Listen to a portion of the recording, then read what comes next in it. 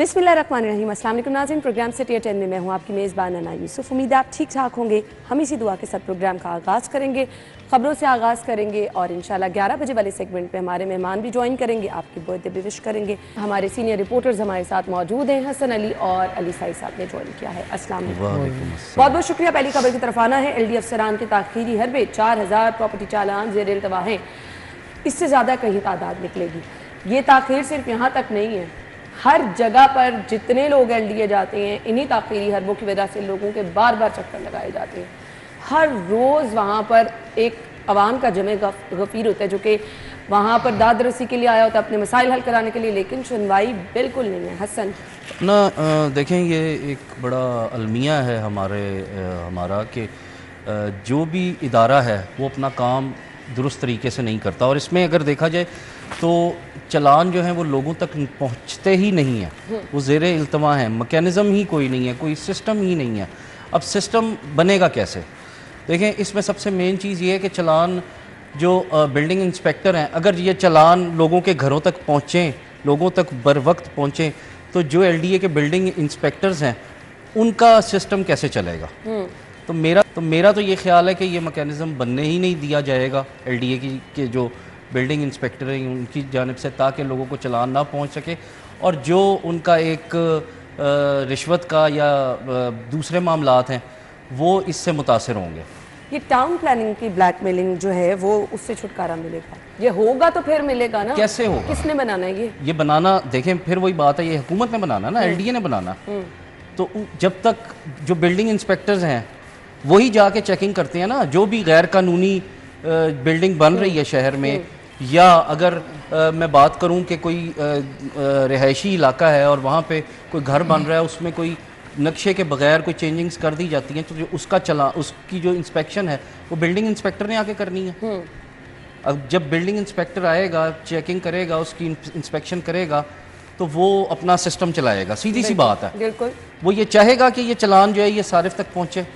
वो कभी भी नहीं चाहेगा। बिल्कुल नहीं। तो ये जो मैकेनिज़्म है ये वो नहीं बनने देंगे, ये वो सिस्टम नहीं बनने देंगे, चाहे जो अल्टीमेटली इसका नुकसान तो फिर अवाम को पहुंचेगा। अवाम को क्या नुकसान? हुकूमत को पहुंचेगा। देखें, अगर गैर कानूनी चीज़ है, उसका चलान आया है, तो गवर्नमेंट की खजाने में ही पैसा जाना है ना। बिल्कुल ऐसे ही है। तो इस चीज़ को देखते हुए हुकूमत को ये चाहिए, और LDA के अफसरान को ये चाहिए, आला हुकाम को ये चाहिए कि इस पर एक प्रॉपर मैकेनिज़्म बनाएं, प्रॉपर एक सिस्टम बनाएं कि जिसने गैर कानूनी तामीरात की हुई हैं, जो भी उसमें मुलविस है, उसके ख़िलाफ़ कार्रवाई की जाए और चलान जो है उसको भेजा। ये 4000 ज़ेर इल्तवा, ये 4000 तो एक वैसे फिगर है ना, और पता नहीं कितने होंगे। बिल्कुल ऐसे। साई साहब देखिए ना, ये हमने तो ये देखा है कि जब भी कोई बड़ा अफसर या कोई मोहसिन नकवी साहब जब निगरान वज़ीर आला थे, तो जब उन्होंने LDA पे बड़ा फोकस किया था, वो जब भी वहाँ पे जाते थे और उनको ये पहले चीज़ों को प्लान करके रखते थे, इसके बावजूद वहाँ पे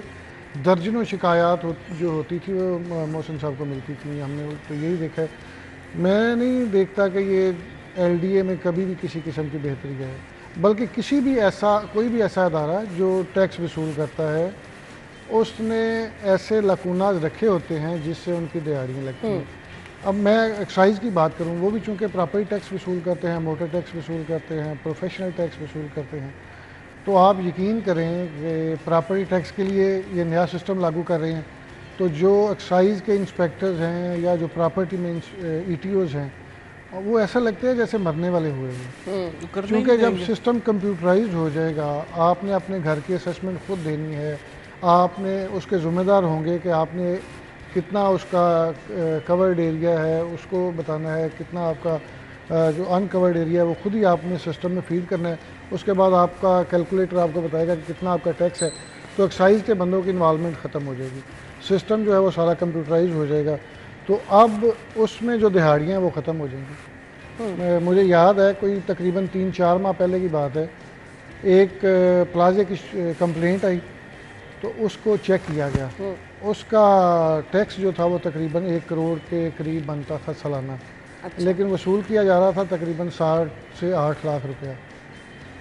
तो मैं उसको ना, चूँकि एक ऐसे ही टेस्ट केस के तौर पे मैं उसको पूरा फॉलो कर रहा था, तो एक ऐसे बड़े आदमी की कॉल आई कि एक्साइज ने वो सारे का सारी जो कंप्लेंट थी उसको दबा दिया रोल बैक कर दिया। और उस पर कोई एक्शन नहीं लिया और अभी भी वहाँ से इतने ही टैक्स वसूल किया यही जा रहा है। सबसे बड़ा अलमिया। तो अगर ये 7-8 लाख अगर वो दे रहा है टैक्स गवर्नमेंट को, 90-92 लाख का वो चोरी कर रहा है, तो इसका मतलब है 4-5 लाख रुपया एक्साइज का इंस्पेक्टर भी ले रहा ऐसे ही है। है।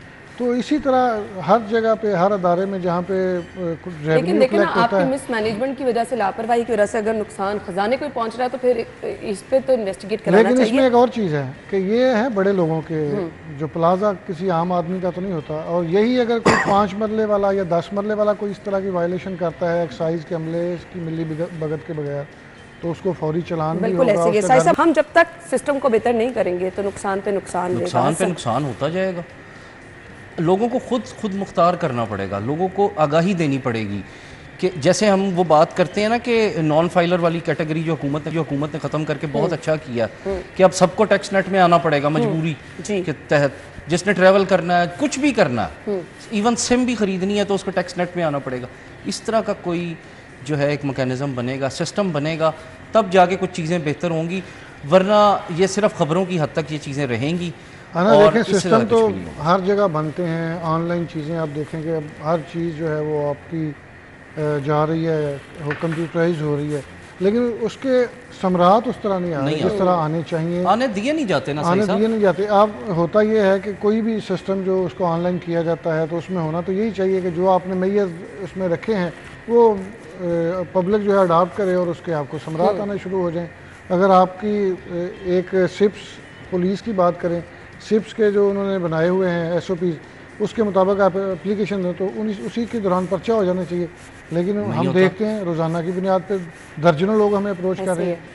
तो मसला ये है कि बनाने को आप सिस्टम बना देते हैं, उस पर इम्प्लीमेंटेशन जब तक नहीं होगी तब तक आपका ना रेवेन्यू बेहतर होगा, ना आपकी सर्विस डिलीवरी बेहतर होगी, ना आपके अदारे बेहतर होंगे, ना आपकी टैक्स चोरी रुक सकेगी, ना आपका सिस्टम बेहतर हो सकेगा। तो बातों और की ये हद तक टाउन तो बहुत प्लानिंग ज़्यादा ब्लैकमेलिंग कर रही है, इससे भी छुटकारा मिल जाएगा, अदरवाइज फिर आप ब्लैकमेल होते रहेंगे। इसमें देखें, इसमें जो सबसे मेन चीज़ है वो ये है कि टैक्स चोरी करने के या ये सारे मामला जो हैं ये जो इदारे के अहलकार हैं ये खुद बताते हैं, ये खुद खुद बताते इन्वॉल्व हैं, होते हैं उसके वो बगैर तो इन्वॉल्व सिस्टम होते हैं, वो चल खुद नहीं कहते हैं कि नहीं जी आपका टैक्स इतना, अच्छा हम इसको इतना कर देते हैं, आप इतने पैसे हमें दे दें। तो जब तक ये चीज़ नहीं ख़त्म होगी, और इसमें सबसे मेन चीज़ ये है कि इसमें लोगों को भी सोचना पड़ेगा। बिल्कुल ऐसे ही। जब तक हम आप नहीं सोचेंगे तब तक जितने मर्जी सिस्टम बनाते रहें, लोगों को आगाही नहीं मिलेगी जब तक खुद नहीं सोचेंगे कि नहीं वाकई टैक्स देना है। कभी आपने देखा है कि कोई नक्शे के बगैर घर बना हो तो वो किसी ने गिराया हो? सवाल ही नहीं पैदा होता। और हम देखें रोज़ाना की बुनियाद पे गलियों से गुजरते हैं, बाजारों एक से गुजरते ईंट हैं, भी आप ज्यादा लगा लें तो उसी टाइम ही आपके पास टीम पहुंच जाती है। तो टीम पहुंच जाती है और टीम अपनी फीस लेती है और चली जाती है। और फीस वो लेती है इंडिविजुअल अपनी। मैं आपको अक्सर ये आपके प्रोग्राम में बात होती है कि महंगाई हो गई, उस पर जो अफसरान है एक्शन क्यों नहीं लेते, तो मैं कहता हूँ कि उनके लिए भी महंगाई हो गई, इसलिए उनके भी नहीं रेट साई साहब, उनके लिए महंगाई नहीं है, नहीं वही कह रहा ना कि उनके भी रेट बढ़ गए हैं, उनकी मंथली भी बढ़ जाती है, तो वो सिस्टम उनके मामला वैसे ही चलते हैं। अब इतनी सारी फोर्सेस हैं, इतने सारे अदारे हैं, लेकिन वो इसके फोर्सेस बाद- काम भी तो कोई करे ना, उनका फिर समरात भी तो नजर आने चाहिए। वो फोर्सेस नाम की है, तनख्वाहों की है। ब्रेक के बाद हम आएंगे तो अगली खबर की तरफ जाएंगे, हमारे साथ रहिए।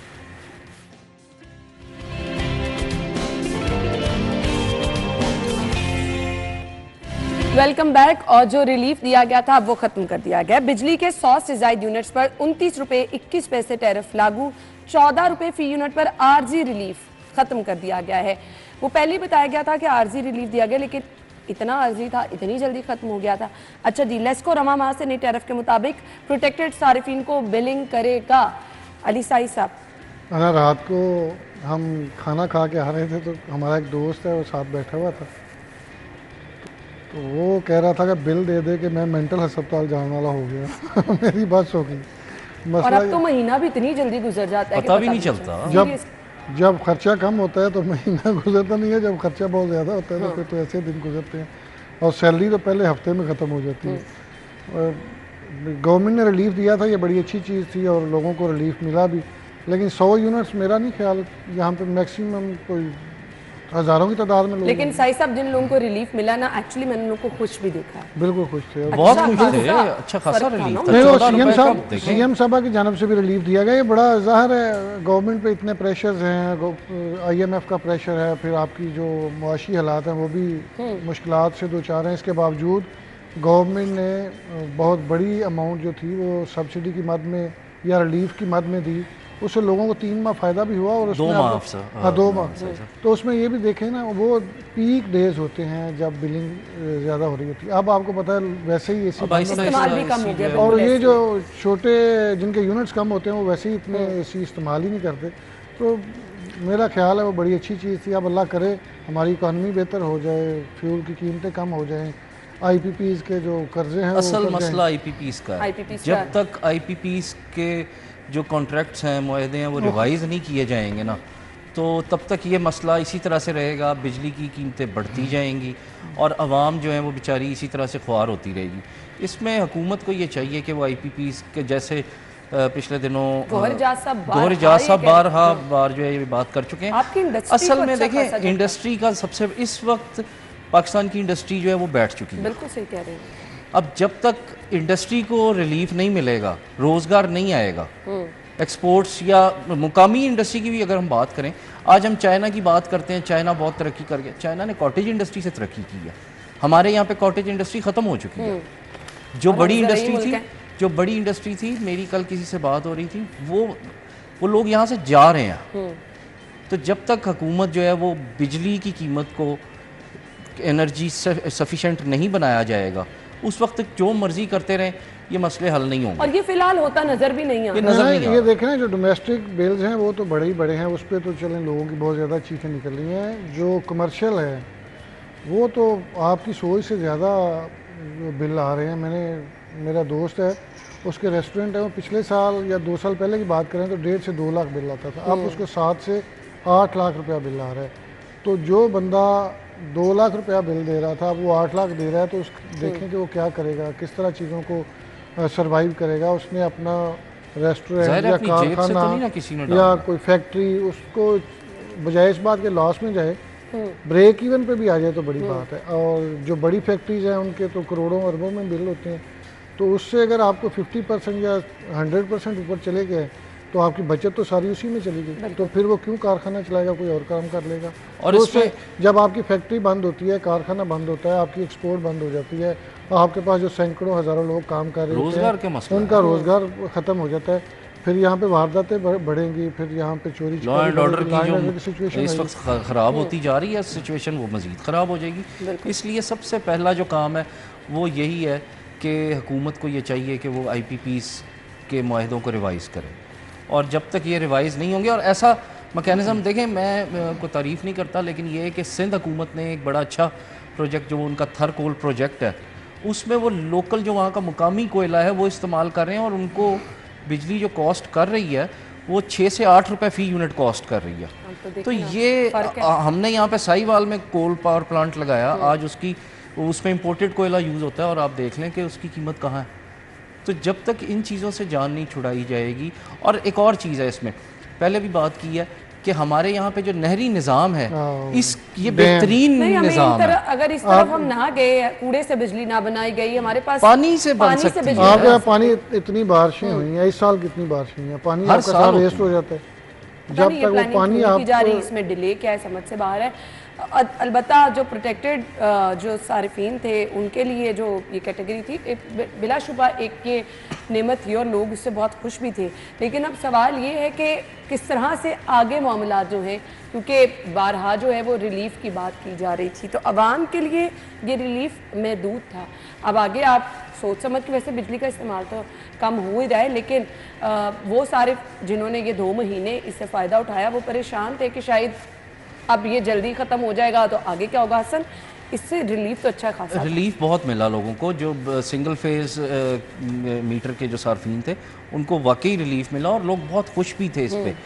तो अब इसमें एक और चीज़ ऐड की जाए तो वो ये देखें, अब एक आम आदमी जो है वो इन सारी चीज़ों को देखते हुए बहुत मुश्किल से कर करा के कोई अपनी चीज़ें बेच के सोलर सिस्टम जो है वो अब 100 लगवाता है। यूनिट तक रहना है लोगों ने, 100 इसकी यूनिट प्लानिंग तक करनी है रहना है, लोगों ठीक ने। है। पहले 200 तक हाँ, थे, अब 100 पे आ 100 गए। तक रहना है। अब 100 तो पता भी नहीं लगेगा, पता भी नहीं लगना, एक बिल्कुल। एक बल्ब, एक फ्रिज अगर चले तो महीने में 100 से ज़्यादा यूनिट बनते हैं।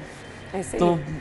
फिर आम आदमी तो फिर बेचारा जो है वो उससे ज्यादा हो गए तो 29 रुपए 21 पैसे टैरिफ लागू होगा, तो फिर बिल 29 कहाँ रुपए जाएंगे? वो तो 2 महीने रिलीफ दिया ना, वो खत्म कर, वो अब निकल निकाल जाएगा लेंगे, ना। बिल्कुल और ऐसे ये कहा जा रहा था कि जब ये ख़त्म होगा रिलीफ, तो ये इसी तरह से बिजली की कीमत को बढ़ा के ये रिलीफ के जो पैसे हैं ये निकाले निकाल जाएंगे। लिए तो फिर ये इससे तो यही लग रहा है कि ये सच बात थी जो इस वक्त किया जा रहा है ये हुकूमत की जानिब से। तो ये कोई इसका जो है ना वो मुस्तकिल हल निकालना पड़ेगा। जब तक मुस्तकिल हल नहीं निकलेगा हालात ख़राब होंगे, इंडस्ट्री नहीं एक चलेगी। मुस्तकिल हल बिजली चोरी का भी निकालना है, वो तो बहुत भी ना ज़रूरी रुके है। और बड़े लेवल पे जो हो रही है उसको ना, फिर आपके मसाइल वहीं के वहीं रहेंगे, आम आदमी परेशान ही रहेगा, वो रिलीफ भी किसी फायदे में नहीं होगी जब उसको जो है आगे जाके ज़्यादा बिल पे करना पड़ेगा, क्योंकि आपका तो मैकेनिज्म ये है कि जिस इलाके में बिजली चोरी है वहाँ पर लोड शेडिंग भी होगी, वहाँ पर लोगों को मसाइल भी होंगे। इसमें ना मैं आपको एक चीज़ बताऊँ, आप यहाँ बंद रोड के एरिया में जाएँ जहाँ पे फर्नेसेस लगी हुई हैं, ठीक है, वहाँ पे बिजली चोरी होती है। कैटेगोरिकली बहुत सारे लोग, बहुत बड़े बड़े नाम है इसमें। हाँ, बिल्कुल बहुत बड़े बड़े नाम है। शाहिद सिपरा साहब खबरें देते भी रहे हैं इनके खिलाफ और सिफारिशें भी बहुत सी आती रही कि ये खबर ना चलाई जाए, लेकिन बात ये है कि उनके खिलाफ कार्रवाई क्यों नहीं की जाती। चले शाहिद सिपरा साहब लाइन पे आ भी गए हमारे साथ, ज़रा उनसे समझ लें कि 2 महीने जो रिलीफ मिला है अब आगे क्या सारिफीन के साथ होने वाला है। शाहिद सिपरा साहब, क्या हाल चाल है आपके? मैं बिल्कुल ठीक ठाक, आप बताइए। अल्हम्दुलिल्लाह, लेकिन आपकी खबर के बाद बहुत सारे लोग जो हैं उनकी तबीयत खराब होने वाली है। 100 से ज़्यादा यूनिट पर 29 रुपए 21 पैसे टैरिफ लागू होगा। ये जो 2 महीने रिलीफ दिया गया, कसर निकाली जा रही है। देखिए, सबसे पहली बात तो ये है ना कि गवर्नमेंट कहती थी कि ये प्रोटेक्टेड जो सार्फिन है ये तकरीबन 60 to 70% बनते हैं और हम इनको रिलीफ ले रहे हैं और हम उन 60-70% से आप रिलीफ वापस ले रहे हैं, तो इसका क्या मतलब है? तो वो 60-70% जो मतवसत गरीब तबका है जिसने एसी का इस्तेमाल नहीं करना, सिर्फ पंखा और बल्ब पर गुजारा करना है, ये वो सार्फिन है ना जिन्होंने 100, 50, 150 ये 250 यूनिट तक बिजली इस्तेमाल करनी है। तो इन सार्फिन के लिए ये बेसिकली प्राइम मिनिस्टर साहब ने अनाउंस किया था, लेकिन 2 महीने के बाद वापस लिया गया है। वापस क्यों लिया गया? क्योंकि नेपरा ने जो टैरिफ दिया था प्रोटेक्टेड सार्फिन के लिए, पहले वो 7 रुपए था और 13 रुपए के हिसाब से था। अब इसको 3 स्लैब्स में बना दिया गया कि 7 को 9 पे ले गए, 9 वाले को 12-13 पे ले गए और जो 13 वाला था उसको उठाकर आपको 29 रुपए पे ले गए। अब क्या है, जब 50 यूनिट जो इस्तेमाल करेगा वो तो आपका उसको तो 9 रुपए के हिसाब से यूनिट टैरिफ लग जाएगा। लेकिन क्वेश्चन ये है कि 100 से ऊपर जब जाएगा, चाहे 101 हो जाएगा या 150 या 199 और तक 100 से ऊपर तो सिपरा साहब जाएगा ही जाएगा। ये तो बहुत नॉर्मल भी अगर आप इस्तेमाल करें, घर में पंखा, एक लाइट का इस्तेमाल, फ्रिज का इस्तेमाल, ये 100 से ऊपर तो जाना ही है जी। बड़े आराम से देखा, 100 यूनिट से ऊपर बिजली का इस्तेमाल होना ये तो बड़ा मामूल की बात है। बट इसलिए तो कहते हैं कि ये लाखों की तादाद में, और गवर्नमेंट क्लेम भी करती है, तो बहुत बड़ी तादाद है जो ये बिजली जब ये अनाउंस हुआ था उस वक्त ये कहा गया था कि एक बहुत बड़ी तादाद है जो कि इस तरह बिजली इस्तेमाल करती है, अब उनको रिलीफ दे रहे हैं। लेकिन अब जब वापस लिया गया है उस पर भी मेरे ख्याल में गवर्नमेंट को वही स्टैंड होना चाहिए कि ये लाखों की तादाद में लोग हैं जो मुतासिर हो रहे हैं जिनसे हमने वापस लिया है। अब हम मिसाल ले लेते हैं, 13 रुपए के यूनिट के हिसाब से जो आम सारिफ है उसको बिल पहले आ रहा था 1800-2000 रुपये आ रहा होगा, टैक्सेस मिला के सारी चीजें। अब उनको आप तकरीबन 29 रुपए कुछ पैसे के हिसाब से है, हम 30 रुपए के हिसाब से भी लगा लें और अगर वो 100 यूनिट चला रहे 3000 तो ये हो गया, और इसमें आप 35% टैक्सेस लगा लें तो 4500 रुपये चला। एक बंदे को आप 1600-1700 से उठाकर 4500 या 5000 पर ले जाएंगे तो फिर आप क्या कहेंगे कि वो गुन गाए आपके बैठ के या वो बिजली का बिल अदा करे? तो ये मेरे ख्याल में मुश्किलात बढ़ेंगी। मौसम गर्मा तो शायद अच्छा गुजर जाएगा, कम बिजली इस्तेमाल होगी, लेकिन आने वाला जो मौसम गर्मा होगा जिसमें यही टैरिफ लागू रहेगा तो उन सार्फिन जो कि प्रोटेक्टेड हैं, जिस पर हमेशा हुकूमत वगैरह भी करती है और ये भी कहती है कि हम रिलीफ देते रहें, उनके लिए बहुत बड़ी मुश्किलात जो खड़ी हो जाएंगी। और 14 रुपए का ना वैसे ही अनाउंस हुआ था 2 महीने के लिए, वो तो वैसे ही खत्म हो गए इस बिलिंग साइकिल। नहीं तो मुझे शाहिद सिपरा साहब ये भी बता दें, प्रोटेक्टिव के अलावा जो दूसरे सारिफीन हैं उनके साथ तो फिर मौसम सरमा में भी उनको अच्छे खासे बिल आएंगे इस टैरिफ के लिहाज से? देखें, 200 यूनिट से जब ऊपर जाएंगे तो फिर अच्छे खासे ही आएंगे, फिर घर में बैठ के कैलकुलेशन करना पड़ेगी, अदरवाइज फिर गुजारा नहीं होगा, फिर आपको बैठना पड़ेगा क्योंकि टैरिफ रेट आपका 30 से ऊपर चला जाएगा फी यूनिट। और इसने 49 रुपए तक जाना है, मतलब 700 अबाउ आप जाएंगे तो उसने 49 रुपए पे जाना है। तो 49 रुपए के हिसाब से जब बेस टैरिफ लगेगा, फिर उसमें फ्यूल प्राइस एडजस्टमेंट भी होगी, क्वार्टर टैरिफ एडजस्टमेंट भी होगी, आपका GST है, फिर आपका FTA जो है, उस पर मजीद टैक्सेस हैं। ये सारी अमाउंट जब मिलेंगी दीगर टैक्सेस के साथ, तो वो बिल आप देखिएगा ना कि कहाँ पे स्टैंड करेगा। इसलिए ये जो टैरिफ बना गया था, ये जुलाई में जो इम्प्लीमेंट हुआ है, ये बड़ा खतरनाक टैरिफ है, ये लोगों के लिए मुश्किलात खड़ी करेगा। तो इसके लिए तो लोगों को पहले से तैयार होना चाहिए। आपके वक्त का बहुत बहुत शुक्रिया। इस रिलीफ के बाद अब जो तकलीफ मिलने वाली है उससे भी आप जो है उसके लिए भी तैयार हो जाएंगे। जो सर्दियों का टाइम पीरियड है ना, ये गुजरेगा तो फिर पता चलेगा कि आप असल में क्या किया गया और बिल कितने आ रहे हैं। ब्रेक का कहा जा रहा है, ब्रेक के बाद आपको ज्वाइन करेंगे स्टे विद अस।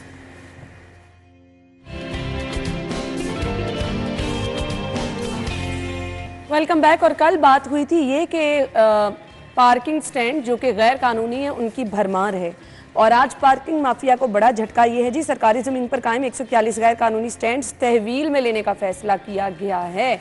यहाँ पर भी नुकसान पे नुकसान हो रहा था। हसन आपकी तरफ आऊँगी ना, देखें फिर वही बात आ जाती है कि ये क्यों हो रहा था, कौन कायम कर लेता कौन है? कायम, हाँ। किस तरह से आप कायम कर लेते हैं? सरकारी जमीन 141 साइट्स पर कैसे कायम हो गए कि ये सबसे पहले सोचने वाली बात तो ये है। और कल कितने अरसे से थे और जिसके इलाके में थे उसके खिलाफ एक्शन होना चाहिए। उसके खिलाफ तो फिर एक्शन इसमें लेना एक एवरेज निकाली जाए कि डेली कितना नुकसान हो रहा था गवर्नमेंट को, वो उस अफसर से और मुतलका ठेकेदार से वसूल करनी चाहिए, तब तो हम ये बात मानेंगे कि इसका कोई फ़ायदा है। तो अगर आपने तहवील में लेके उसी तरह फिर ठेके पे दे दिया तो उसका तो कोई फायदा सही साहब होगा तो यही तहवील में लेके दोबारा से ठेके पे ही देने नहीं। हैं सवाल तो ये ना कि ये सरकारी जमीन पे पार्किंग स्टैंड बन कैसे गए? बन कैसे गए? आपके करीब ही पार्किंग स्टैंड सरकारी हैं और यहाँ पर हसन भाई बिल्कुल ये बात ठीक है। यही तो मैं कह रहा हूँ कि जिसने बनवाए उसके खिलाफ एक्शन होना चाहिए। एक्शन ही होना चाहिए, वसूली होनी कोई चाहिए। छुप के तो नहीं बना के बैठा हुआ था वसूली सरेआम है। 141 है ना, 141 है, एक दो हो तो फिर तो समझ आती है। हर सड़क पे आप गाड़ी खड़ी करते हैं किसी भी जगह तो आपसे वो पार्किंग माफिया के लोग अब ये नहीं, आप ये खबर देखें ना, मेन मार्केट तक, हाँ।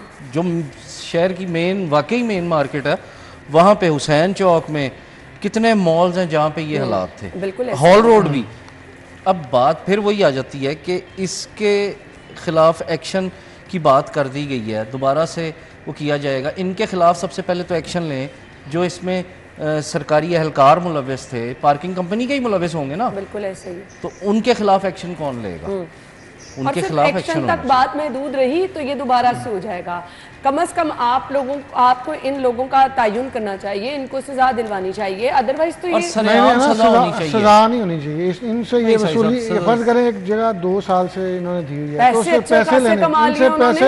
पैसे लेने चाहिए। बिल्कुल, तो बात ये है कि अगर आप अपने 10-20 हज़ार के लिए गवर्नमेंट का 2 लाख का नुकसान कर रहे हैं तो ये कितनी बड़ी ज्यादती है। और 141 साइट्स हैं, इससे डेली का हज़ारों रुपए इकट्ठे होते हैं, और कुछ साइट्स ऐसी हैं जहाँ पे लाखों रुपए इकट्ठे होते हैं। बिल्कुल। तो अगर वो आपने नहीं, हॉल रोड का जिक्र किया गया है, मैं कहती हूँ सारा दिन सारा पॉश एरियाज हैं, गुलबर्ग के इलाके हैं। और यहाँ पर जहाँ कहीं भी आप गाड़ी जाके खड़ी करें ना, घंटों के हिसाब से आपसे फीस वसूल की जाती है। बिल्कुल 2-3 घंटे में 300-400 रुपए इसी तरह। प्राइवेट पार्किंग वाले तो वैसे ही 200 रुपया लेते हैं, 100 रुपया गाड़ी से, तो इस तरह वो लेते हैं जैसे को पता नहीं उन्होंने गाड़ी खरीदी हुई है। बिल्कुल। और बाइकर से भी जहाँ पे 10 रुपए वसूल करने हैं वहाँ पे 20-30 रुपए ले रहे हैं, 50 रुपए कम से कम ये इनकी पर्चियां ही बिल्कुल अलग है। तो ये मसला ये है कि इसमें जो जितने भी लोग इन्वॉल्व हैं उनके खिलाफ एक्शन लेना चाहिए। मेरा नहीं ख्याल, ये तो वैसे बड़ी मामूली सी करप्शन है, इसको तो वैसे ही इग्नोर कर दिया जाएगा। और अगर कर दिया जाता है, अब तक इग्नोर किया जाता रहा तो ये हालात हुए ना। बिल्कुल ऐसे ही। तो जब तक इनके खिलाफ कार्रवाई नहीं होगी, इनसे वसूलियाँ नहीं होंगी, ये दोबारा से बन जाएंगे। और जिसका जहाँ दिल करता है वो वहाँ पार्किंग स्टैंड बना के बैठ जाता है। और ये ही वो पार्किंग स्टैंड्स हैं जो ट्रैफिक की रवानी को भी मुतासर करते हैं। ऑब्वियसली आपका रास्ता ये तजावुजात, और फिर एक और बड़ी बात है, ये तजावुजात के जुमरे में भी आ जाते हैं। आप देखें शिमला पहाड़ी के कोने पे किस तरह क्या हालात है, इतनी खुली सड़क है, वहाँ से 4 गाड़ियाँ बड़े आराम से गुजर सकती हैं। लेकिन जिस तरह वहाँ पे नादरा ऑफिस के बाद 3 रो में इन्होंने बाइक्स खड़ी होती हैं, एक गाड़ी गुजर सकती है। फिर एक और बड़ा मसला है, अगर इस तरह की पार्किंग से कोई बाइक चोरी हो जाती है या गाड़ी चोरी हो जाती है तो उसका कोई जिम्मेदारी नहीं, कोई जिम्मेदार बनता ही कोई नहीं है। वो कहते हैं जी कि हमें क्या पता। अच्छा, बड़ा सख्त अल्फाज इस्तेमाल किए, नो टॉलरेंस पॉलिसी, और इसके साथ साथ ये भी लिखा है कि ओवर चार्जिंग का खात्मा। ओवर चार्जिंग तो अब हर जगह हो रही है। चले आप सरकारी जगह पर जो पार्किंग स्टैंड बने थे उनका खात्मा कर लेंगे, ओवर चार्जिंग का खात्मा साई साहब बहुत मुश्किल है। नहीं ना, वो बड़ी मज़े की बात है। दाता साहब मैं हाज़िरी के लिए गया तो वहाँ पे मैं वापस आया तो जूते 10 रुपये थे। उसने कहा आपकी ना सलाम कबूल हो गया तो 500 रुपया दे दें। मैंने ये दरबारों पे ये हालात हैं, दरबारों पे ये हालात हैं। कहाँ से नहीं, अस्पतालों का एक्सपीरियंस तो मैं 2-3 जगह खुद गई हूँ ना, वहां पर भी आपसे जितने पैसे जो मेरे से 100 रुपया लिया, पिछली गाड़ी से 200 रुपया लिया, हर कोई मन माने पैसे। और फिर जब आप मरीज आपका अल्लाह करे सेहतयाब हो जाए तो सेहतयाब करवा के लेके जा रहे होते हैं तो फिर वो अलहदा चार्जेस मांगते वो अलहदा करते हैं, वो 10-20 रुपए पे रहते ही नहीं। तो बहरहाल बात फिर वही आ जाती है साई साहब कि जब तक इनके खिलाफ एक्शन नहीं होगा, और बाकी इनके खिलाफ ऐसा एक्शन होना चाहिए जो कि पता लगे। नहीं, यहाँ पे क्यों नहीं कंप्यूटर लगता?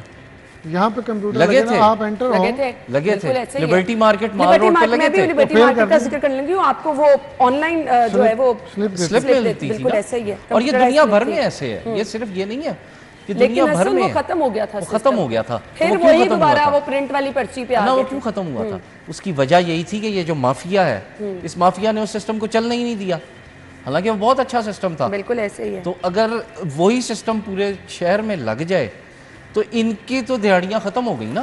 रेवेन्यू जनरेशन की यहाँ पे बात की जा रही है कि नोटिफाई अगर कर दिए जाएं तो रेवेन्यू कितना जनरेट होगा? ना ये देखें, पॉकेट साइज प्रिंटर्स हैं, वो आपने एक क्लिक करना है, उसमें कोई रॉकेट साइंस है कुछ भी नहीं। आप गाड़ी का नंबर एंटर करें मोबाइल से तो आपका प्रिंट निकलता है। साहब गाड़ी का नंबर भी कैमरे से एंटर हो जाता है। तो आपकी हर चीज़ जो है वो ऑनलाइन हो सकती है। आपका जो रेवेन्यू है मिनिमम 60% जो है वो इंक्रीज हो सकता है। पता नहीं इस पे क्यों और बाबा इख्तियार एक्शन नहीं लेते, इस पे कार्रवाई नहीं करते। साई साहब नीचे से लेके ऊपर तक जब पैसे जाने हों, दिहाड़ियाँ ठेके दिए जाते तो कौन करेगा ये? इसको बताएं मुझे। इसको कोई भी नहीं करेगा। ये सिस्टम अल्लाह करे कि ये अब ये जो नहीं, ये जो निशानदेही भी हुई है ना, ये भी सिस्टम ऐसे कैसे चलेगा? पैसे जिन्होंने खाने हैं वो खाते जाएंगे और आवाम इसी तरह से इस पार्किंग माफिया के हाथों लूटती रहेगी। और दूसरा क्या, आपकी शहर की ट्रैफिक भी बेहंगम रहेगी, तजावुजात भी रहेगी, और जिसने जितने पैसे वसूल जहां गाड़ी मोटरसाइकिल लगाने के करने वो करेंगे। इतनी देर से यही सिस्टम हम देख रहे हैं। ब्रेक के बाद आते हैं, हमारे साथ रहिए।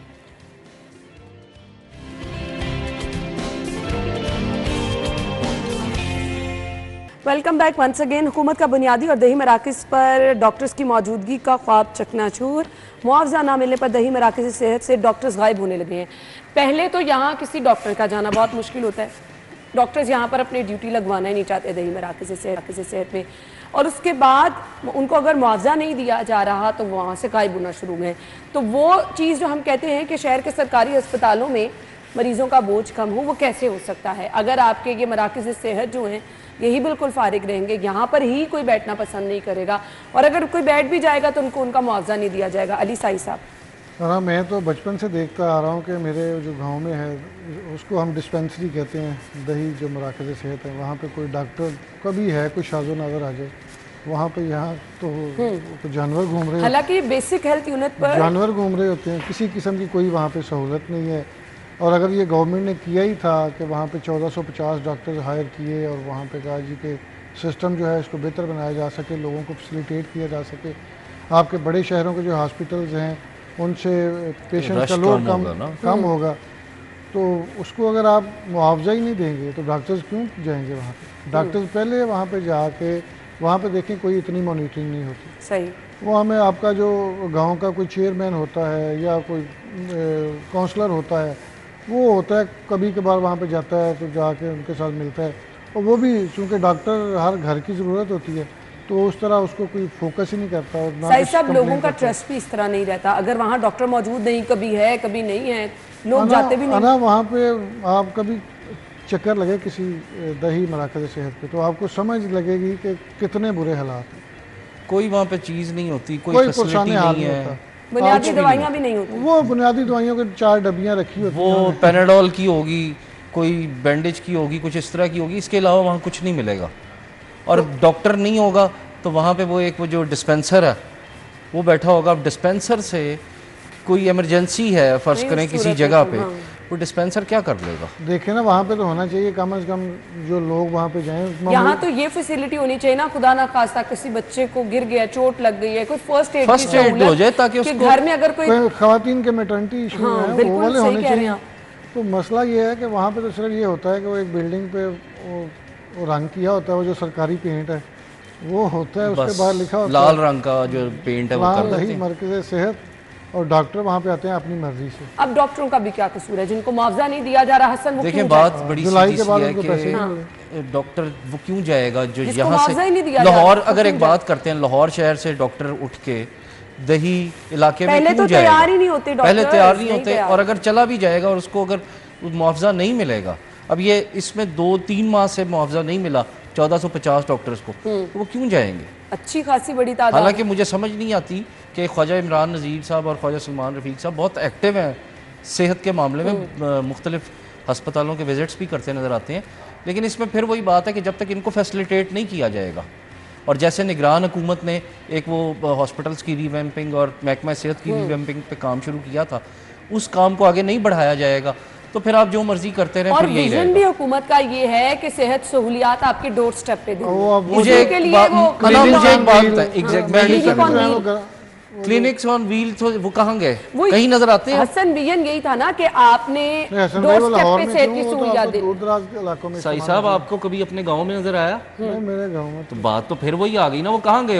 वो इतनी खतीर रकम जो है उस पर खर्च की गई, वो एक कंटेनर, 1 या 2 कंटेनर बनाए हसन साहब गए। इसमें मसला उससे ये है, बेहतर ये था ना इसमें कि आप गवर्नमेंट ने तो इन जगहों पर गवर्नमेंट ने तो सहूलियात दे आपको देते। फंड्स फ्राहम करने होते हैं, ये तो हेल्थ तो डिपार्टमेंट मॉनिटरिंग के- किसने करनी है हेल्थ साई साहब? डिपार्टमेंट मॉनिटरिंग भी तो गवर्नमेंट नहीं करनी है, हेल्थ हर डिपार्टमेंट चीज गवर्नमेंट का गवर्नमेंट हिस्सा है। आपको प्रोजेक्ट बना के दे रही है भाईजान। तो मॉनिटरिंग भी तो करनी है कि अफसरान किस चीज की तनख्वाहें लेते हैं, किस बात की गाड़ियां तो ये जोड़ते पूरा हैं। सिस्टम में फिर नुक्स है ना, सिस्टम पूरे उस सिस्टम साई में साहब है। जब तक मॉनिटरिंग नहीं होगी, एक सिस्टम बना दिया एक गया आपने ना, सिस्टम बनाया, फीता काटा, उसके बाद आपने उसको छोड़ दिया, फिर तो कुछ नहीं मॉनिटरिंग होगा। तो नहीं होगी। क्यों निगरान वजीर आला हर जगह पहुंच जाते थे सरप्राइज विजिट बाकी करने? ये अगर खाली रहेंगे, डॉक्टर्स का इत्मीनान भी नहीं रहेगा, और यही अगर सूरत हाल रही तो यहाँ पर दोबारा कोई मजीद डॉक्टर भी जाने के लिए तैयार नहीं होगा। जिन डॉक्टरों को मुआवजा नहीं दिया जा रहा उन बेचारों का क्या कसूर है? पढ़ लिख कर क्या इसलिए वो जो है अपनी ड्यूटीज देते हैं कि उनको मुआवजा ना दिया जाए? थैंक यू सो मच, आप लोगों के वक्त का शुक्रिया। हम ब्रेक और हेडलाइंस के बाद आएंगे।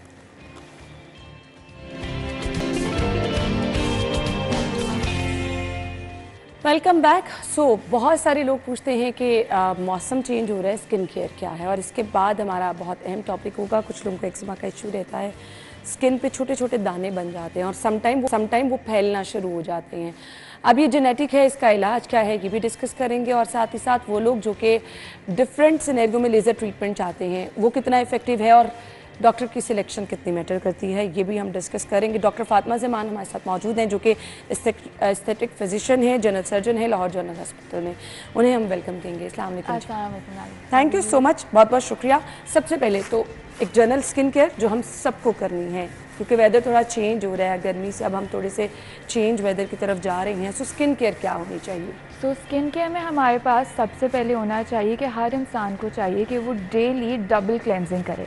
डबल क्लेंजिंग से मुराद है कि 2 दफ़ा क्लेंस करे। Clean your face with your cleansers and उसके बाद फेस वॉश से प्रॉपर्ली स्किन को क्लियर करे। उसके अलावा हफ्ते में आपको 2 to 3 टाइम्स स्किन को एक्सफोलिएट करना चाहिए। एंड आपको स्किन केयर में सीरम्स ऐड करने चाहिए। सीरम्स जिनमें विटामिन सी सीरम जो कि ब्राइटनिंग सीरम है, एंड एक हाइलुरोनिक एसिड सीरम जो स्किन को प्लम्प रखे। एंड इसके अलावा जो कि आपकी एक होली ग्रेल होनी चाहिए कि सन ब्लॉक के बगैर आपने घर से नहीं निकलना। धूप बाहर है नहीं है, आगे स्मॉग का मौसम आ रहा है, बेशक कोई धूप नहीं है। स्मॉग भी आपकी स्किन को डैमेज करती है? स्मॉग बहुत ज़्यादा डैमेज करती है। स्मॉग में भी रेजेस होती हैं जो कि स्किन को डैमेज करती हैं। स्मॉग इटसेल्फ जो है आपके पोर्स को जाके क्लॉग कर देती है, और जब पोर्स क्लॉग होते हैं तो डेफिनेटली एक्नी वहाँ पे होती है, ठीक है, और एक्नी से आगे पूरा एक सीक्वेल चलता है। सही। सो ये रिकमेंडेशन क्या तमाम लोगों के लिए, क्योंकि बहुत सारी हमारी बच्चियाँ जो यूनिवर्सिटीज़ जाती हैं उनके लिए भी बहुत ज़रूरी है? डेफिनेटली सन ब्लॉक के बगैर नहीं निकलना, बिकॉज जो सबसे फैक्टर जो आपकी स्किन को एज कराता है वो होती है सनलाइट, ठीक है। और आम तौर पे हमारी जो यंग जनरेशन है उनमें नहीं अवेयरनेस कि सन ब्लॉक कितना इंपॉर्टेंट है। वो एजिंग के प्रोसेस को डिक्रीज करता है, स्लो डाउन करता है एजिंग के प्रोसेस को, हाइपर पिगमेंटेशन को कम करता है, ओवरऑल जो है आपकी स्किन को एक मॉइस्चराइज रखता है, ठीक है, उसको हाइड्रेट भी करता है। ठीक है। दो तरह की स्किन टाइप है, कुछ लोगों की ऑयली स्किन होती है, कुछ लोगों की ड्राई स्किन होती है। सो इसमें क्या करना है स्किन केयर, जिन लोगों की ड्राई स्किन है क्योंकि आगे सर्दियां आ रही हैं तो उनको तो बहुत प्रॉब्लम होने वाली है, अभी से उनको क्या तैयारी करनी है? उनको अभी से ये तैयारी करनी चाहिए कि पहले डाइटरी मॉडिफिकेशंस करें, ठीक है, जिनमें वो अपनी जो है वाटर इंटेक ज़्यादा करें एंड कैफीन इंटेक को प्लीज़ कम करें, जिसमें हमारी चाय आती है, कॉफ़ी आती है, इन चीज़ों को एंड कोक स्पेशली, इन चीज़ों को जो है ज़रा वो कम करें। एंड अदर देन दैट अपनी स्किन के रूटीन में एक अच्छा मॉइस्चराइज़र इनकॉर्पोरेट करें। आई पर्सनली रिकमेंड कि फ्रेग्रेंस फ्री मॉइस्चराइज़र ऐड करें, बिकॉज कुछ लोगों को एलर्जीज होती हैं जिनके बारे में इंसान अवेयर नहीं होता, ठीक है, और जो फ्रेग्रेंस वाले प्रोडक्ट्स हैं वो एकदम फ्लेयर अप करा देते हैं चीज़ों को। सो बेटर होता है एक फ्रेग्रेंस फ्री मॉइस्चराइज़र आपके पास हर टाइम होना चाहिए एंड एक सन ब्लॉक। अब सन ब्लॉक जो जिन लोगों की बहुत ऑयली स्किन है उनको मैं चाहूँगी कि वो zinc based sunblock use करें, एंड उसी तरह ही जिस तरह ड्राई स्किन है वो ज़रा oil based sunblock use करें, क्योंकि हमने बैलेंस आउट करनी होती है अपनी स्किन की इन्वायरमेंट को। ठीक है, सही है, दोनों के लिए सन ब्लॉक तो बहुत ज़्यादा ज़रूरी है और ये स्किन केयर सभी को अभी से स्टार्ट कर देनी चाहिए। अच्छा जी, एक्जिमा क्या होता है? अच्छा, सो एक्जिमा एक कंडीशन होती है, ठीक है, जो कि इसको हम आम तौर पे कहते हैं एटोपिक डर्मेटाइटिस। सो इसकी कॉजेज़ ये होती हैं कि हमारी इर्द गिर्द आबो हवा में कुछ चीज़ें होती हैं जिनसे हमारी स्किन रिएक्ट कर जाती है। इसमें हमारे एनवायरमेंटल फैक्टर्स, जिसमें डस्ट होगी, पोलन होगी, उसके अलावा जो डिज़ाइनर ज्वेलरीज में कुछ मेटल्स यूज़ होते हैं, जिस तरह क्रोमियम होता है, निकल होता है, वो आपकी बॉडी में जिस चीज़ से इन कॉन्टैक्ट आएगा वहाँ पे आपको रैशेस बनना शुरू हो जाएंगे, ठीक है। This is known as eczema. अब एक्जिमा जो सबसे कॉमन होता है ये चाइल्डहुड में कॉमन होता है। सो जो एज ग्रुप सबसे कॉमन जिसमें एक्जिमा प्रेजेंट होता है वो होता है इन्फेंट्स 2 मंथ से लेके 5 years ऑफ एज में, ठीक है। And then obviously with treatments जो है एडल्ट लाइफ में आके ये ज़रा जो है कंट्रोल हो जाता है, बट इन रेयर केसेस कुछ एडल्ट्स को भी एक्जिमा की प्रॉब्लम होती है। This is known as. अच्छा, क्या ये जेनेटिक भी होता है? डेफिनेटली जेनेटिक भी होता है, स्पेशली जिनकी फैमिली हिस्ट्री होती है ऑफ एस्थमा, बिकॉज एक्जिमा का एक बहुत स्ट्रॉन्ग कोरिलेशन है विद एक्जिमा, बिकॉज दोनों जो है एक एलर्जिक रिएक्शंस है आपकी बॉडी के, ठीक है, और इनमें एंटी हिस्टामिन्स का एक बहुत स्ट्रॉन्ग, बिकॉज आपकी बॉडी हिस्टामिन्स प्रोड्यूस कर रही है। अच्छा, इसका कुछ होता है ये पीरियड्स में, मतलब आपको स्किन के हिस्से पे हुई फिर ठीक हो गई, फिर दूसरे से पे हो गई? बिल्कुल बिल्कुल। तो इसका कोई परमानेंट हल नहीं है? इसका परमानेंट हल नहीं है, इसके बस हम फ्लेयर अप्स को कंट्रोल करते हैं। सो जितने एक्जिमा के पेशेंट्स होते हैं उनको हम एडवाइस करते हैं कि एक तो प्लीज़ आपने गर्म पानी से नहीं नहाना है तो लूक वार्म वाटर से नहाएं। उसके अलावा मॉइस्चराइज रखें अपनी स्किन को, वो अगेन वही कि आपने फ्रेग्रेंस फ्री मॉइस्चराइजर्स रखने हैं, इवन आपने सोप फ्रेग्रेंस फ्री यूज़ करना है, ठीक है। डिटर्जेंट्स भी जो हैं वो भी बड़े मैटर करते हैं जिनमें उनके कपड़े वॉश हो रहे हैं, ये चीज़ें आपने देखनी होती हैं। उसके अलावा मॉइस्चराइज़र तो हमने कर लिया ना, एंड उसके अगर फ्लेयर अप्स हो जाते हैं तो हम लो स्ट्रेंथ स्टीरॉइड्स पेशेंट को प्रिस्क्राइब करते हैं। ज़्यादा अरसे के लिए नहीं करते, सिर्फ जब तक फ्लेयर अप कंट्रोल करने के लिए हम उसको करते हैं। कुछ पेशेंट्स होते हैं उनमें इचिंग बहुत ज़्यादा होती है कि वो रात को सो नहीं सकते, उस केस में फिर हम एंटी हिस्टामिन, जिनको आमतौर पे एंटी एलर्जीज कहा जाता है, वो प्रिस्क्राइब करते हैं। And then we have very severe cases of eczema. उन सिवियर केसेस में हमारे स्टीरॉइड्स नहीं काम करते, तो फिर उनको हम लाइट थेरेपी देते हैं। यूवीबी लाइट के नीचे पेशेंट को एक्सपोज करते हैं, कंट्रोल लाइट देते हैं, ताकि जो है जितना भी स्किन के ऊपर बैक्टीरिया है वो ख़त्म हो जाए, ठीक है, और एक्जिमा कंट्रोल हो जाए। क्या ये एक बंदे से दूसरे में भी फैल सकते हैं? नहीं, एक्जिमा इज़ नॉट कंटेजियस, बिल्कुल भी कंटेजियस नहीं होता। सही। अच्छा, अब मुझे ये बता दें कि बहुत सारे लोग कहते हैं कि एक्जिमा जो है वो हमें बचपन में हुआ था, फिर रुक गया, फिर एज के किसी और हिस्से में जाके शुरू हो गया। इस पे कोई मतलब ऐसे नहीं है। और खाने वाली दवाइयों पे भी लोग कहते हैं कि अब बार बार हमें हो रहा है तो प्लीज़ कोई खाने वाली दवाई भी दें। सो उसमें आपकी रिकमेंडेशन क्या होती है? मेरी रिकमेंडेशन ये है कि ओरल मेडिकेशन पे आपको नहीं शिफ्ट करना चाहिए, क्योंकि ये बहुत अच्छे तरीके से जो टॉपिकल आप अप्लाई करते हो उससे कंट्रोल हो जाती है, ठीक है। एंड ये बात बिल्कुल ठीक है कि बचपन में जिनको एक्जिमा होता है लेटेस्ट स्टेजेस इन लाइफ पे दोबारा उनको एक्जिमा हो जाता है। रीज़न ये होता है बिकॉज एक्जिमा एग्रेवेट होता है सर्टन कंडीशन से, जिसमें आपकी डाइट, स्ट्रेस एक बहुत ज़रूरी फैक्टर है जो एक्जिमा को एग्रेवेट करता है, ठीक है। एंड जैसे जैसे आप एज करते हो, ठीक है, आपकी बॉडी में और चेंजेस भी ही आ रही होती हैं, ठीक है, एंड यू नेवर नो कि आपकी बॉडी किस चीज़ से रिएक्ट कर जाएगी। सही, ठीक है। तो फ्लेयर अप्स जो हैं later on in life are very common, but उसके लिए oral medication I would not recommend, because ये एक टॉपिकल चीज़ है, उसी से कंट्रोल हो जाता है। एक्जिमा और फंगल इन्फेक्शन में डिफरेंस क्या है? तो बेसिकली एक्जिमा जो है इट्स एन एलर्जिक कंडीशन, ठीक है, और उसमें जो इंसान जो एक्जिमा का शिकार होता है उसका जो इम्यून सिस्टम होता है वो एक नॉर्मल इंडिविजुअल से ज़रा ज़्यादा हाइपर एक्टिव होता है टुवर्ड्स इन्वायरमेंटल फैक्टर्स, ठीक है। एंड देन फंगल जो हमारे पास इन्फेक्शन होती हैं they are caused by fungus, and वो एक टर्म होती है उसको हम कहते हैं इम्यूनो कॉम्प्रोमाइज्ड इंडिविजुअल्स, जिनमें फॉर एग्जांपल डायबिटीज़ के पेशेंट्स हो गए, वो इम्यूनो कॉम्प्रोमाइज्ड हो गए, या कोई और आपको सिस्टेमिक डिजीज़ चल रही है, उनमें फंगल इन्फेक्शन ज़रा ज़्यादा कॉमन हो जाती है। ठीक, और ये भी क्योरेबल है? ये भी क्योरेबल है, बिल्कुल क्योरेबल है। सही। अच्छा जी, अब आ जाएं, बहुत सारे लोग लेज़र कराना चाहते हैं, स्किन पे बाल हैं, फिर डिफरेंट स्किन के इश्यूज़ हैं, कुछ लोगों की एक्नी इतनी ज़्यादा होती है कि डॉक्टर रिकमेंड करते हैं कि ये अब आपको थोड़ा सा लेज़र की तरफ आना पड़ेगा। सेफ़ है? बिल्कुल सेफ़ है, सही। 100% लेज़र सेफ़ है, ठीक है, and laser is a very effective method of hair removal आजकल के दौर में, ठीक है। अब मैं थोड़ा सा आपको गाइड करती हूँ कि लेज़र जो है बेसिकली कम्प्लीटली आपकी हेयर ग्रोथ को ख़त्म नहीं करता, ठीक है, ये एक मिथ है। ये आपके हेयर साइकिल को स्लो डाउन करता है। तो रिपीटेड सेशन से जब साइकिल इतना स्लो हो जाते हैं कि एक सर्टेन टाइम पे आके बाल बिल्कुल ख़त्म हो जाते हैं। ये सो इसके लिए सेशंस में डिफरेंस कितना होता है, कितने सेशंस आपको लेने पड़ते हैं? अच्छा, मैं यूजुअली अपने पेशेंट्स को रिकमेंड करती हूँ कि 4 to 6 सेशंस लें, बट फिर दोबारा ये है कि एक इंसान है ना, आपको नहीं पता कि किसी की बॉडी किस तरह रिएक्ट करती है। तो मेरे पास पेशेंट्स आते हैं जिनके 4 सेशंस में ख़त्म हो जाते हैं, कुछ के मुझे 8 to 10 सेशंस भी करने पड़ते हैं। डिपेंड करता है स्किन कलर पे, स्किन टाइप पे, और जो बाल हैं उसकी थिकनेस पे।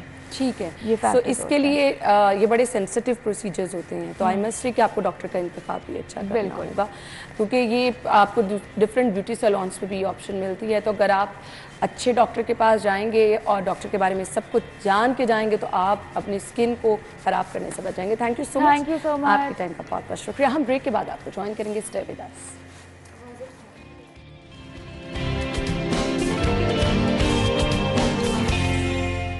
Welcome back once again. So वो लोग जो कि कुछ हाथ का हुनर सीखना चाहते हैं, ना सिर्फ ख़वातीन बल्कि मर्द हजरात भी, हम टेलर हजरात देखते हैं बहुत ज़बरदस्त, बहुत माहिराना तरीके से जो है वो स्टिचिंग कर रहे होते हैं। हमारा अपना टेलर बड़ा अच्छा है, बड़े अच्छे कपड़े स्टिच करता है।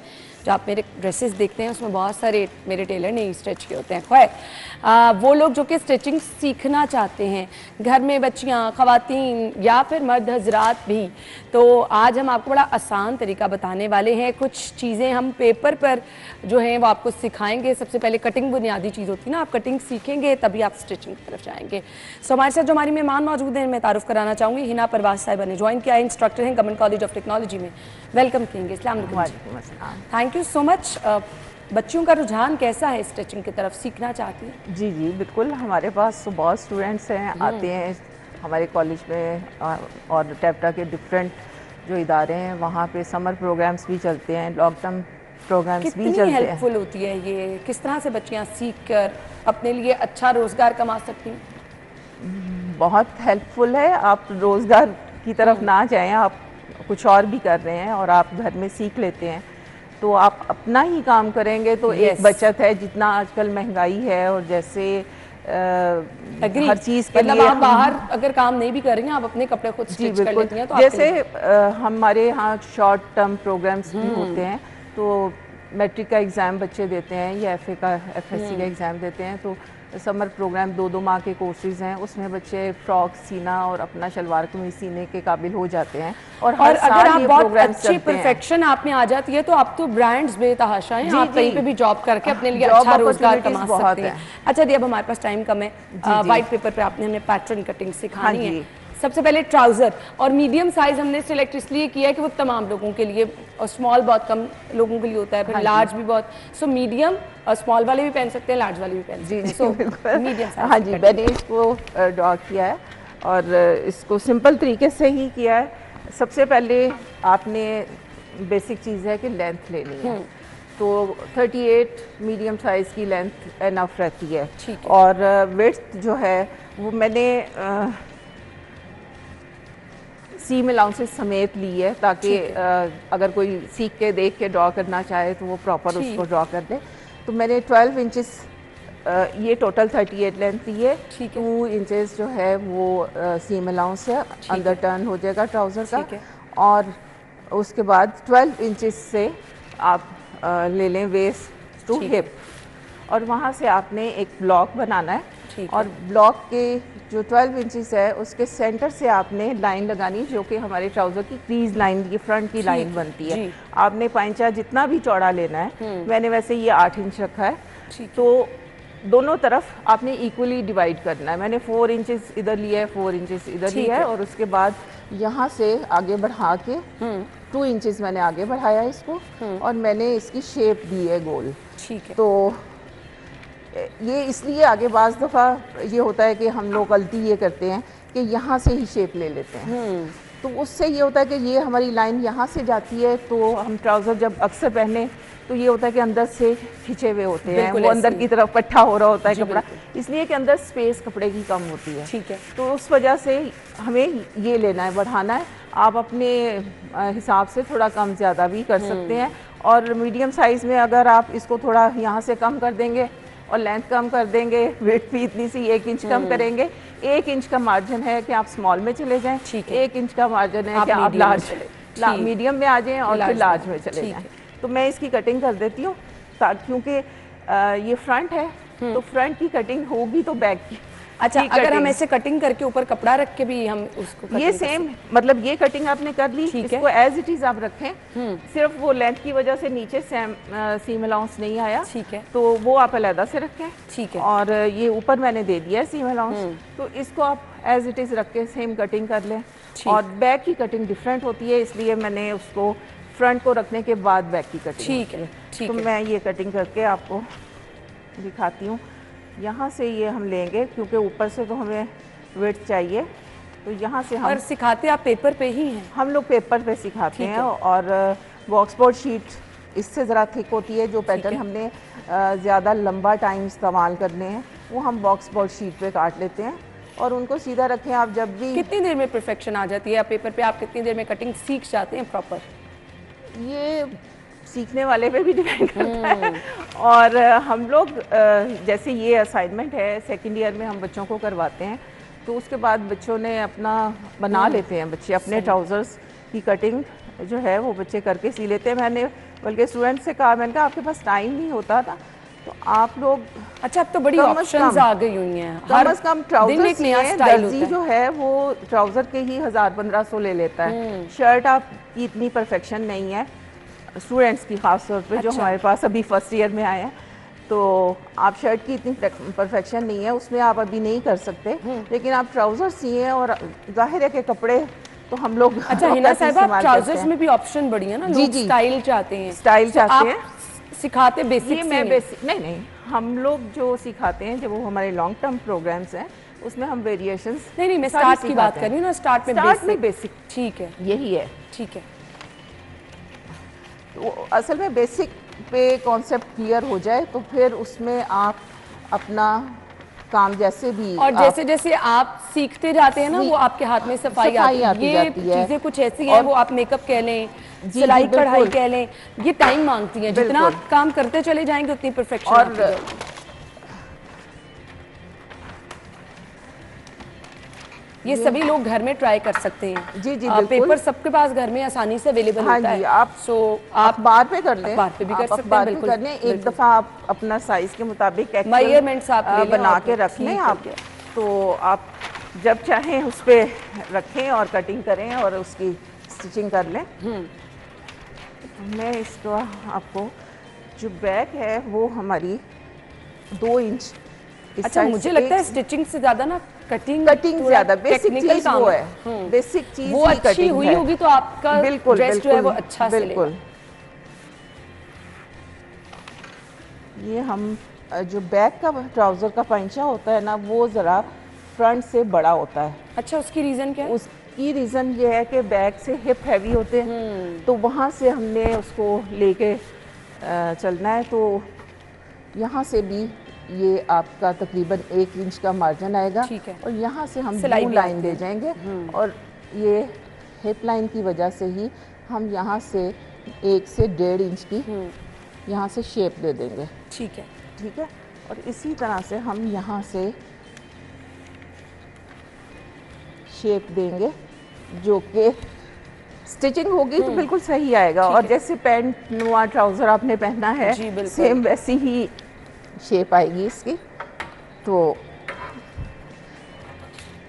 ये जो शेप देना है बैक की, ये बहुत ज़रूरी है। उसके बगैर आपकी जो फिनिशिंग है ट्राउज़र की वो पीछे से उठ जाएगा और उसकी शेप अच्छी नहीं आएगी। तो ये थोड़ा सा इस चीज़ का ध्यान रखना पड़ेगा मुझे कटिंग के लिए। ठीक है, उठना पड़ेगा।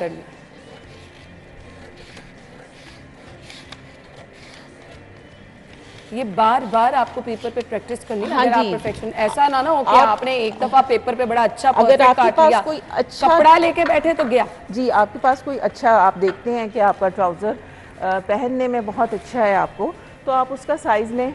ठीक है, आप उसको रख के मेजरमेंट्स लें। जैसे मैंने यहाँ से ली है, चौड़ाई की लें, हिप लाइन की लें, टोटल उसके लेंथ according लें। आप उसकी हाँ, cutting ये करें। चीज़ ध्यान ठीक रखना है है। कि इसको आपने बाहर ही निकालना है। ठीक है, जो आपने ये शेप देनी है वो ज़रूर देनी है। जी।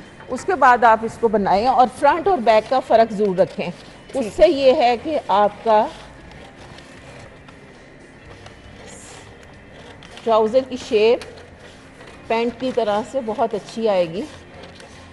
ठीक है। अब जी हमने ब्रेक की तरफ जाना है। ट्राउजर हमारा कंप्लीट हो जाए। जी बिल्कुल, तो ट्राउज़र ऑलमोस्ट हो गया कंप्लीट हो ही गया। कंप्लीट। ये देखें, ये जब हम करेंगे चलें जी। तो ये हम यूँ रखेंगे इसको और यहाँ से हम पहले इसकी सीम लगाएंगे। ठीक है, ठीक है, ये देखें ये बराबर आ रहा है। यहाँ सीम लगाएंगे, फिर इनको जोड़ के आपस में यहाँ से सीम लगाएंगे, फिर राउंड सिएंगे इसको। और ये बड़ा ज़बरदस्त काम है, अगर आप सीखें तो बड़ा इंटरेस्टिंग भी है। सो पेपर पे आप इसकी ज़रूर प्रैक्टिस करें। ट्राउज़र की कटिंग किस तरह से होती है वो बता दी, अभी हमने शर्ट की कटिंग की तरफ भी आना है। सो ये चीज़ें हम आपके साथ ज़रूर शेयर करते भी रहेंगे, आपको बताते भी रहेंगे। अच्छा जी, पेपर कटिंग जो है ना, इसके लिए आपको ये तो थोड़ा सा पेपर को फोल्ड करके रखा हुआ था ना, तो थोड़ा सा जितना पेपर को आप प्लेन आयरन कर लेंगे अगर ना, आपने ईजी हो हाँ जाएगा जी, आपके लिए। अगर आपने मुस्तकिल बनाना है तो आप बॉक्स बोर्ड शीट एक मिलती है, ठीक है। वो ज़रा हार्ड होती है, वो फोल्ड नहीं होती गत्ते से की तरह से। आप उस पर बना के और उसको हैंग कर दें।